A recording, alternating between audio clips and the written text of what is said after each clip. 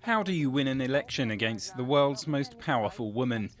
That's a challenge facing Peer Steinbruck, the Social Democrat who will go up against Angela Merkel in Germany's forthcoming elections. The national media are already writing Steinbruck off, judging his campaign a failure. Mr. Steinbruck is probably the best candidate that the SPD had available, but he came at the wrong time.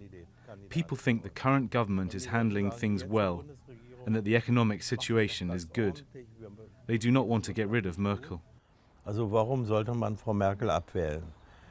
Born in Hamburg 66 years ago, Peer Steinbruck is seen as a typical northern German, analytical and cool-headed. He knows Merkel well, having served as her finance minister and number 2 during her first term as chancellor, when Germany was governed by a coalition of conservatives and social democrats. He worked with Merkel on the first banking crisis. Already at that time there were difficulties in the economy. He came away from it with a reputation as an economic and financial expert, which allows him to say, I can give the SPD economic credibility. The downside is he lacks strength in other political fields. Steinbruck hails from the SPD's right wing, but has failed to win over other camps within the party.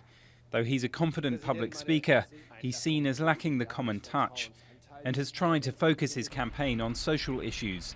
Sexual equality and the introduction of a minimum wage have been the major themes of his campaign. It's about freedom and democracy, solidarity, a society which helps others. It's about justice and respect, peace and support for our friends and neighbours. It's these values which make me candidate for the chancellery. While Germans recognise his competence, they do not seem eager to make Peer Steinbruck their next chancellor. Polls show him trailing Merkel by 30 percentage points, and even some traditional left-wing voters are likely to favour her over the man from Hamburg.